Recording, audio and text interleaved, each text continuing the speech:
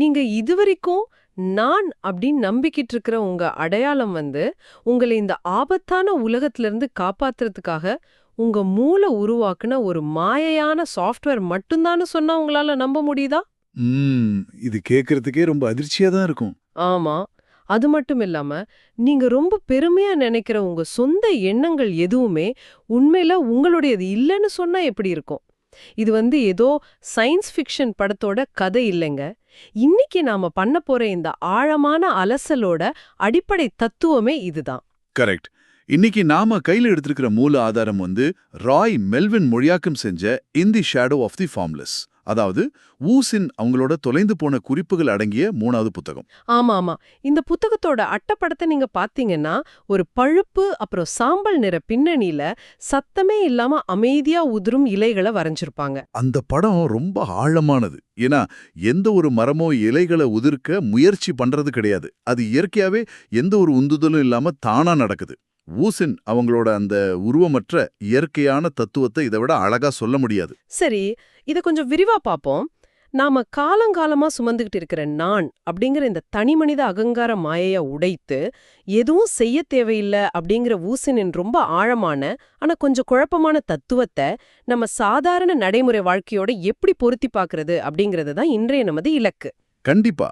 ஆனா அந்த தத்துவத்தோட ஆழத்துக்குள்ள நாம போறதுக்கு முன்னாடி வூசின் யார், அவர் வாழ்ந்த காலம் என்ன அப்படிங்கறத புரிஞ்சுக்கிறது மிக மிக அவசியம். ஆமா, ஏன்னா அவர் ஏதோ ஒரு அமைதியான காட்டுக்குள்ள உட்கார்ந்துகிட்டு இதை எழுதினது கிடையாது இல்லையா? கிடையவே கிடையாது. அவர் சீனாவுல போரிடும் மாநிலங்கள் காலத்துல, அதாவது வாரிங் ஸ்டேட்ஸ் பீரியட்னு சொல்ற கிபி 403 முதல் 221 வரையிலான காலகட்டத்துல வாழ்ந்ததா கருதப்படுது.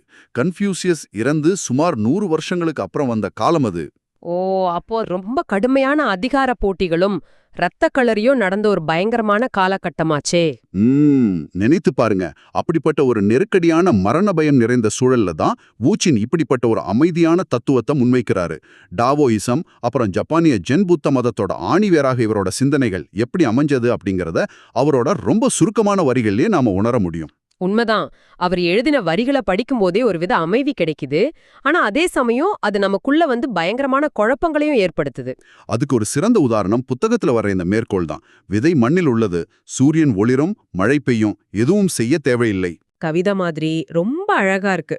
ஆனா இது நடைமுறைக்கு எப்படி ஒத்து வரும்? என்ன கேக்குறீங்க? அதாவது எதையாவது அடையணும்னா நான் கடுமையா உழைக்கணும், ஓடணும், எதையாவது சாதிக்கணும் அப்படின்னா எப்பவும் துடிச்சுக்கிட்டு இருக்கிற நமக்கும் இந்த நவீன கால மனிதர்களுக்கும் இது எவ்வளவு பெரிய அதிர்ச்சி. ஆமா. காலையில எழுந்த உடனே செய்ய வேண்டிய வேலைகளோட டு டூ லிஸ்ட் நம்மள துரத்துது. மாசம் பிறந்தா இஎம்ஐ கட்டணும், வேலைக்கு போகணும், எல்லாமே அவசரமா ஓடிக்கிட்டு இருக்கிற இந்த உலகத்துல எதுவும் செய்யாம இருக்கிறது எப்படி சாத்தியம்? நான் எதுவும் செய்யலைன்னா என் வாழ்க்கை எப்படி நகரும்? வேலை போயிடாதா அப்படின்னு உங்களுக்கும் ஒரு பயம் தோணலையா? நீங்க கேக்குறது மிகச் சரியான ஒரு இயற்கையான கேள்வி.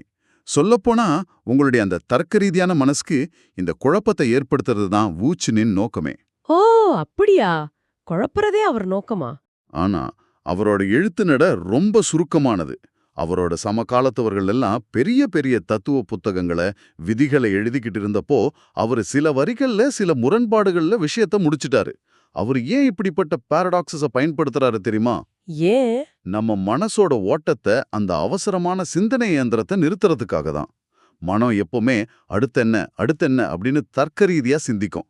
ஆனா ஒரு முரண்பாட்டை படிக்கும்போது தர்க்கம் செயல் இழந்து மனம் ஒரு கணம் அப்படி நின்னுடுது.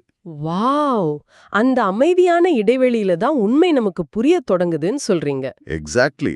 எதுவும் செய்ய தேவையில்ல அப்படின்னு அவர் சொல்றது நீங்க சோம்பேறியா வீட்ல முடங்கி கிடக்கணும் அப்படிங்கிறதுக்காக இல்ல. காரியங்கள் இயற்கையாவே நடக்கும், அதுல நான் செய்யறேன் அப்படிங்கிற அகங்காரத்தோட ஈடுபாடு தேவையில்ல அப்படிங்கறத உணர்த்துறதுக்காகவே. மூச்சு விடுறது எப்படி நாம செய்யாமலேயே தானா நடக்குதோ அது போலன்னு சொல்றீங்களா? கரெக்ட். ஓஹோ, அப்படி என்றால் காரியங்கள் நடக்கும். ஆனா அத நான் செய்றேன் அப்படிங்கிற ஈடுபாடு இருக்கக்கூடாது. ஆனா இங்கதான் எனக்கு அடுத்த முரண்பாடு வருது. என்னது? நான் சாப்பிடுறேன், நான் வேலைக்கு போறேன், நான் சிந்திக்கிறேன் அப்படின்னு நாம ஆணித்தரமா நம்புறோமே, இந்த கேள்வி இயற்கையாவே நம்மள கொண்டு போறது அந்த நான் அப்படிங்கிற ஒற்றை சொல்லுக்கு சுற்றி பின்னப்பட்டிருக்கிற பெரிய மாய வலைக்குள்ளதான் இல்லையா? கண்டிப்பா. இதுல ஆச்சரியப்பட வைக்கிற விஷயம் என்னன்னா, இந்த நான், அதாவது இண்டிவிஜுவல் அல்லது ஈகோ அப்படிங்கிற ஒண்ணு உண்மையிலே கிடையாது அப்படிங்கிறது தான் ஊசினோட மையக் கருத்து. நான் அப்படின்னு ஒருத்தன் கிடையவே கிடையாதா? ஆமா, சமஸ்கிருதத்துல அகங்காரம் அப்படின்னு ஒரு வார்த்தை உண்டு. இதோட நேரடி அர்த்தம் என்ன தெரியுமா? நானே செய்பவன், ஐ ஆம் த டூயர் அப்படிங்கிறது தான். இதுதான் மனித குலத்தோட மிகப்பெரிய நோய் அப்படின்னு ஊசின் சொல்றாரு. நேயர்கள் புரிஞ்சுக்க புத்தகத்துல கொடுத்திருக்கிற ஒரு அட்டகாசமான ஒப்பீட்டை நீங்க சொல்லணும். அந்த ரேடியோ உதாரணம். ஓ ஆமா, அந்த ரேடியோ உதாரணம் ரொம்ப அருமையான ஒண்ணு. இத நான் படிக்கும்போது எனக்கு அப்படியே ஷாக் ஆயிடுச்சு. அதாவது ஒரு ரேடியோ எப்படி பாட்டை உருவாக்குது அப்படின்னு நாம நினைக்கிறோம். ஆனா உண்மையில அந்த ரேடியோ பெட்டி எந்த சத்தத்தையும் உருவாக்குறது கிடையாது, இல்லையா? கண்டிப்பா இல்ல. அது காத்துல ஏற்கனவே இருக்கிற அலைவரிசைய பிடிச்சு ஒலிய கடத்துகிறது, அதாவது டிரான்ஸ்மிட் மட்டும்தான் பண்ணுது. அதே போலதான் நமது மூளையும். நமது மூளை எந்த எண்ணங்களையும் சொந்தமா உருவாக்குறது இல்ல, அது பிரபஞ்சத்திலிருந்து வர்ற எண்ணங்களை கடத்துது. உண்மைதான். இத சிந்தித்து பாருங்க. நாம இவ்வளவு காலமா இது ஏன் எண்ணம், இது ஏன் ஐடியா, நான் எவ்வளவு புத்திசாலி அப்படின்னு பெருமைப்பட்டுக்கிட்டது எல்லாமே வெறும் ஒரு ரேடியோ செஞ்ச வேலைதான். நமது ஈகோவுக்கே இது ஒரு பெரிய அடி. மிகச்சரியான ஒப்பீடு. இது ஈகோவுக்கு அடி மட்டும் இல்ல, ஈகோ எப்படி உருவாகுது அப்படிங்கறதையே நாம புரிஞ்சுக்கணும்.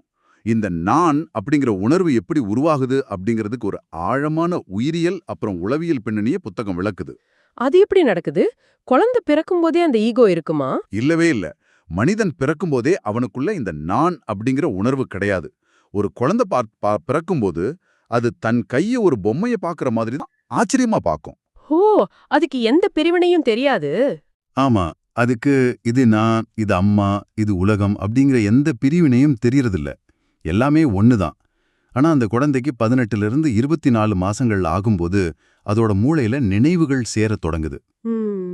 ஒரு சூடான பொருளை தொடும்போது வலி ஏற்படுது, பசிக்கும்போது அழுகை வருது. இப்ப அந்த குழந்தை தன்னை ஒரு தனி நபராகவும் இந்த உலகம் தனக்கு பாதுகாப்பற்ற வலியை தரக்கூடிய ஒரு இடம் அப்படின்னு உணரத் தொடங்குது. அப்போ ஒரு தற்காப்புக்காக தான் அது உருவாகுதா? ஆமா, தன்னை தற்காத்துக்க மூளை தனக்குள்ள ஒரு சர்வைவல் சாஃப்ட்வேர் மாதிரி இந்த நான் அப்படிங்கிற உணர்வை பூட் பண்ணுது. நான் இருந்தா மட்டும்தான் என்னால என்னை காப்பாத்திக்க முடியும் அப்படிங்கிற ஒரு மாயச் சுவர் அங்க எழுப்பப்படுது. வாவ்! அப்படி என்றால் நம்ம உடம்பு, அதாவது ஹார்ட்வேர், சுற்றுப்புறல்ல இருந்து செய்திகளை வாங்குது. உள்ளே இருக்கிற இந்த நான் அப்படிங்கிற சாஃப்ட்வேர் அதை ப்ராசஸ் பண்ணி ஒரு அவுட்புட்டை உருவாக்குது. ஒரு ஆபத்து வந்தா கோபமாகவோ பயமாகவோ வெளிப்படுத்துது. கரெக்ட். இதுல தனி மனிதன் அப்படின்னு எவனும் எந்த முடிவையும் சுதந்திரமா சொந்தமா எடுக்கிறதில்ல. எல்லாம் ஒரு சாஃப்ட்வேர் ப்ரோக்ராம் மாதிரி இயங்குது. ஆனா இதை ஏத்துக்கவே எனக்கு கொஞ்சம் கஷ்டமா இருக்கே. ஏன் கஷ்டமா இருக்கு? ஏன் கோபமோ, ஏன் வலியோ, ஏன் சந்தோஷமோ எனக்கு உண்மையா தானே வலிக்குது, இனிக்குது. அந்த வலியும் சந்தோஷமும் உடல் அளவுல உண்மைதான். ஆனா அதை அனுபவிக்கிறது ஒரு தனிப்பட்ட நபர் அப்படிங்கிறது தான் மாய.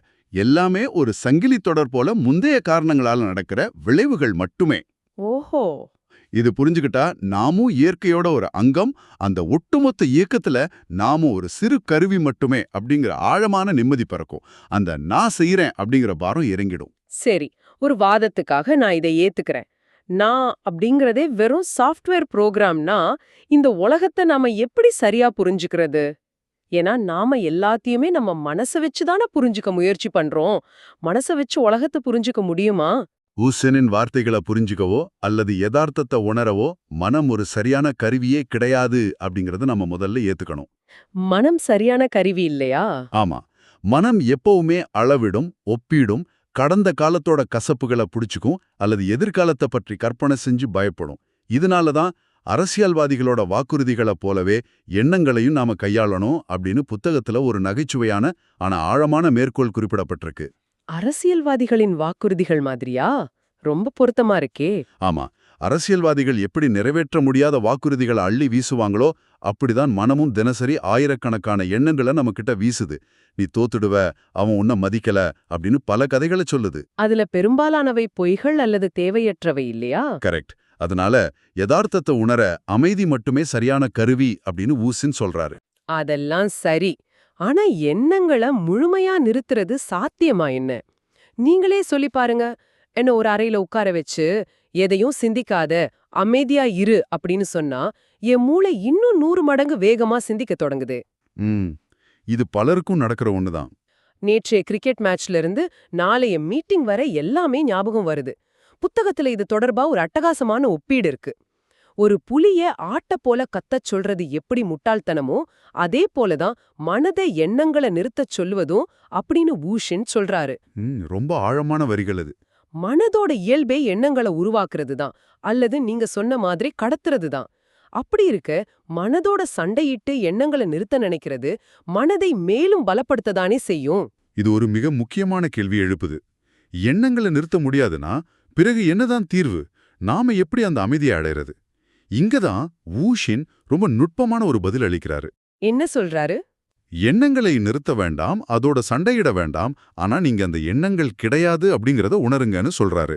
இத விளக்க நதி அப்புறம் பாத்திரங்களோட உதாரணத்தை பார்ப்போம். சரி. ஒரு நதியோட தண்ணீர் எடுத்து வரப்பட்டு ஒரு செம்பு பாத்திரம், ஒரு மண்பானை, ஒரு பிளாஸ்டிக் குடம் அப்படின்னு பல பாத்திரங்கள்ல ஊற்றப்பட்டாலும் அந்த நீரோட அடிப்படை தன்மை மாறுறதில்ல. நாம அப்படிப்பட்டவர்கள் தான். நமது உடலும் மனமும் வெறும் பாத்திரங்கள். உள்ளே இருக்கிற அந்த உயிரோட்டம், அந்த விழிப்புணர்வு, அதாவது அவேர்னஸ் ஒன்றேதான். இருங்க, இது நான் சரியா புரிஞ்சுக்கிட்டேனான்னு பாக்குறேன். அதாவது எனக்கு ஒரு கோவமோ கவலையோ வரும்போது நான் அந்த கோவத்தோட சண்டை போடக்கூடாது. மாறாக, ஓ இப்ப எனக்கு கோபம் வருது அப்படின்னு அது ஒரு படம் பாக்குற மாதிரி தள்ளி நின்னு கவனிக்கணுமா? மிகச்சரியா பிடிச்சிட்டீங்க. இதத்தான் திரை அப்புறம் திரைப்படம் அப்படிங்கிற உதாரணத்தின் மூலமா புரிஞ்சுக்கலாம். நாம தியேட்டர்ல படம் பார்க்கறோம். திரையில ஒரு சோகமான காட்சி வரும்போது நாம அழுகுறோம். ஆமா, ஒரு வெடிகுண்டு வெடிக்கிற காட்சி வரும்போது நாம பயப்படுறோம். ஆனா படம் முடிஞ்ச பிறகு அந்த திரைய பாருங்க, அது கண்ணீரால் நனைந்திருக்காது, நெருப்பால் எரிந்திருக்காது. நாமும் அந்த விழிப்புணர்வு திரை அப்படிங்கறத உணர்ந்துட்டா எண்ணங்கள் அப்படிங்கிற காட்சிகள் வந்தாலும் போனாலும் நாம பாதிக்கப்பட மாட்டோம். அருமை. மனதோட இந்த மாயையை தாண்டி நாம யார் அப்படிங்கறத உணர்ந்துகிட்டா அடுத்து கிடைக்கிறது சுதந்திரமும் விடுதலையும் தான், இல்லையா? ஆனா அந்த விடுதலை எங்க இருக்குன்னு பார்த்தா அது நேத்தைய நினைவுகள்லயும் அல்லது நாளைய கற்பனைகள்லயும் இல்ல. அது இந்த நொடியில, நிகழ்காலத்துல மட்டுமே சாத்தியம். கண்டிப்பா. இது விளக்கறதுக்கு புக்குத்துல வர்ற பேயி அப்புறம் அவனோட கூண்டு பறவையோட கதை என்ன ரொம்பவே பாதிச்சது. நீங்க அதை கேட்டா உங்களுக்கும் அப்படிதான் தோணும். சொல்லுங்க, நேயர்களும் கேட்கட்டும். பேயி அப்படின்னு ஒருத்தன் தங்கிட்ட இந்த கூண்டு பறவைய விடுவிக்க ஆசைப்பட்டான். பறவைக்கு சுதந்திரம் கொடுக்கணும் அப்படின்னு நினைச்சு ஒரு நாள் அந்த கூண்டோட கதவை திறந்து விட்டான். ஆனா என்ன ஆச்சரியம், அந்த பறவை வெளியேறவே இல்ல. ஓ. திறந்திருந்த கதவை பார்த்தபடியே அது கூண்டுக்குள்ளே சுருண்டு உட்காந்துக்குச்சு. ஏன் தெரியுமா? தெரியாத உலகத்தின் மீதான பயம், ஃபியர் ஆஃப் தி அன்னோன்.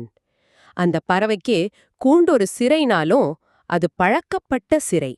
இங்க நேரம் தவறாம உணவு கிடைக்கும், பாதுகாப்பா இருக்கும் அப்படின்னு அது பழகிடுச்சு.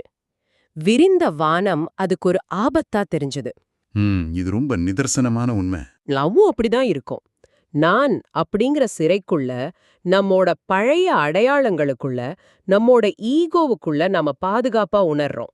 அந்த சிறை கதவை ஊச்சியின் மாதிரி ஞானிகள் திறந்து காட்டி வெளியே வா, எல்லையற்ற சுதந்திரம் இருக்கு அப்படின்னு சொன்னாலும் அந்த எல்லையற்ற சுதந்திரத்தை பார்த்து நம்ம பயந்து மறுபடியும் நமது ஈகோவுக்குள்ளேயே ஒடுங்கிக்கிறோம். இது மனித மனதோட மிகச்சிறந்த உளவியல் படம்னு தான் சொல்லணும். நாம விடுதலையை விரும்புறோம்னு சொல்லிக்கிறோம், ஆனா உண்மையில நாம பழக்கப்பட்ட துன்பத்தையே விரும்புறோம். என் கஷ்டம் எனக்கு பழகிடுச்சு அப்படின்னு அதையே கட்டிக்கிட்டு அழுகுறோம். ஏன்னா புதிய விடுதலையில நான் அப்படிங்கிற அடையாளம் இருக்காது இல்லையா? கரெக்ட். இங்கதான் வூசின் இன்னொரு பெரிய தவற்றையும் சுட்டி காட்டுறாரு. எதிர்காலத்தின் கற்பனை பாடலுக்காக நிகழ்காலத்தின் சாதாரண தன்மையை நிராகரிப்பது மிகப்பெரிய பிழை. மனிதர்கள் எப்போதுமே இந்த நிமிடம் சுவாரஸ்யமா இல்ல, கஷ்டமா இருக்கு அப்படின்னு நினைச்சுக்கிட்டு, நாளைக்கு எனக்கு ப்ரமோஷன் கிடைச்சா நான் சந்தோஷமா இருப்பேன், நாளைக்கு எனக்கு அந்த உறவு கிடைச்சா நிம்மதியா இருப்பேன் அப்படின்னு கற்பனை பண்றாங்க. ஆனா உண்மை என்னன்னா, எதிர்காலம் அப்படிங்கிறது என்றுமே வராத ஒண்ணு. ஆமா, இருப்பதெல்லாம் இந்த ஒரு கணம், இந்த நிகழ்காலம் மட்டுமே. எல்லாத்தையுமே ஒரு ஒற்றை முழுமையாக, சிங்கிள் கொஹேரண்ட் யூனிட்டியா பார்க்கும்போது நாம மற்றவர்கள் கிட்ட இருந்து பிரிந்திருக்கவில்லை அப்படிங்கறத உணரும்போது நாம பயப்படுறதுக்கு நம்மள தவிர வேற யாரும் இல்ல அப்படிங்கிற தெளிவு பிறக்குது. இந்த இடத்துல நாம எல்லாரும் செய்யற ஒரு தவற பத்தி பேச தோணுது. மக்கள் தங்களை ஒரு சிறந்த கதையாக மாத்தி வாழ்நாள் முழுக்க போராடுறாங்க. நான் சிறுவயதுல கஷ்டப்பட்டேன், பிறகு போராடி முன்னுக்கு வந்தேன், நாளைக்கு இன்னும் பெரிய ஆளா மாறுவேன், என் கதை உலகத்துக்கு தெரியணும் அப்படின்லாம் ஒரு கதையே தங்களுக்கு தாங்களே சொல்லிக்கிறாங்க. ஆமா, மத்தவங்க கிட்டயும் இதே சொல்லி நிரூபிக்க துடிக்கிறாங்க. ஆனா வூச்சின் என்ன சொல்றாருன்னா, நீ அந்த கதை கிடையாது, அந்த கஷ்டப்பட்டவனும் நீ அல்ல, ஜெயிச்சவனும் நீ அல்ல, அது வெறும் மனதோட கதை மட்டுமே அப்படிங்கறது நீங்க உணரும்போது உங்களை நீங்களே நிரூபிக்கணும் அப்படிங்கிற அந்த வாழ்நாள் போராட்டம் சட்டென்று முடிவுக்கு வருது. என்ன ஒரு மாபெரும் நிம்மதியான நிலையாது. அந்த நிம்மதிதான் உண்மையான ஞானம். வுசின்னின் வார்த்தைகள் நம்மகிட்ட புதியதா எதையும் சேர்க்கல, மாறாக நம்மகிட்ட இருக்கிற தேவையற்ற குப்பைகளை, பொய்யான நம்பிக்கைகளை நீக்குது. ஒரு முழுமையான கிண்ணத்துல எப்படி எதையும் புதிதா ஊற்ற முடியாதோ அப்படி நமது ஈகோவால் நிறைந்த மனசுல எதையும் புரிஞ்சுக்க முடியாது. நம்ம மனசோட மாயைகளை நாம காலி செஞ்சாதான் பிரபஞ்சத்தோட முழுமை நமக்குள்ள வந்து சேரும். எனவே இதற்கெல்லாம் என்ன அர்த்தம்? நாம இவ்ளோ நேரம் பேசினத அலசுனத சுருக்கமா சொல்லணும்னா, நாம அந்த வாளி அல்ல, அதுக்குள்ள இருக்கிற வெற்றிடம். நாம கடந்து செல்ற மேகங்கள் அல்ல, பின்னணியில இருக்கிற நிரந்தரமான வானம். கண்டிப்பா. மேகங்கள் கருப்பா இருக்கலாம், வெள்ளையா இருக்கலாம், அல்லது மழையா மாறி பெய்யலாம். ஆனா வானம் என்றுமே மாறதில்ல, பாதிக்கப்படுறதில்ல. நாமும் அந்த வானத்தை போன்ற எல்லையற்ற ஒரு விழிப்புணர்வு மட்டுமே. எதுவும் செய்ய தேவையில்ல அப்படிங்கறது சோம்பேறித்தனம்னு நினைக்காம, எல்லாம் அதோட போக்குல மிக சரியாவே நடக்குது அப்படிங்கிற பிரபஞ்சத்தின் மீதான ஆழமான நம்பிக்கையா பார்க்கணும். ரொம்ப அழகா தொகுத்து சொல்லிட்டீங்க. இன்றைய இந்த ஆழமான அலசலை நிறைவு செய்யறதுக்கு முன்னாடி நீங்க தானாரவே சிந்தித்து பார்க்க வேண்டிய ஒரு கேள்வியை உங்க முன்னாடி வைக்கிறேன். அடுத்த முறை நீங்க நான் சோகமா இருக்கேன் அல்லது எனக்கு கோபமா வருது அப்படின்னு நினைக்கும்போது ஒரு கணம் அமைதியா உங்களை நீங்களே கேட்டுக்கோங்க. அந்த சோகத்தையோ கோபத்தையோ கவனிச்சுக்கிட்டு இருக்கிற அந்த நான் யார்? சோகத்தை கவனிக்கிறவனுக்கு எப்படி சோகம் இருக்க முடியும்? இந்த ஒரு சிந்தனையோட இன்றைய உரையாடலை நிறைவு செய்வோம். இவ்ளோ நேரம் கேட்டதுக்கு ரொம்ப நன்றி. இந்த Tamil voice seeds channel monetisation இல்லாம தான் நடக்குது. இந்த ஆடியோ புக்கம் உங்களுக்கு பயன் தருது என்று நினைத்தால் இந்த முயற்சி தொடர்ந்து போக உங்க ஆதரவு மிகவும் உதவும். என்னுடைய இந்த முயற்சிக்கு நன்கொடை அளிக்க விருப்பம் இருந்தால் டிஸ்கிரிப்ஷன்ல கொடுக்கப்பட்டுள்ள UPI ID மூலம் வழங்கலாம். உங்களால் முடிந்த அளவு போதும். சிறிய ஆதரவும் பெரிய உதவிதான். இந்த வீடியோ உங்களுக்கு பயனுள்ளதாக இருந்தால் சப்ஸ்கிரைப் பண்ணுங்க, மற்றவர்களுக்கும் பகிர்ந்து கொள்ளுங்க. இந்த கருத்துக்கள் அவர்களுக்கும் தேவையாக இருக்கலாம். லைக் பண்ணுங்க, உங்க கருத்துக்களை கமெண்ட்ல பகிருங்க. மனப்பூர்வமான நன்றி.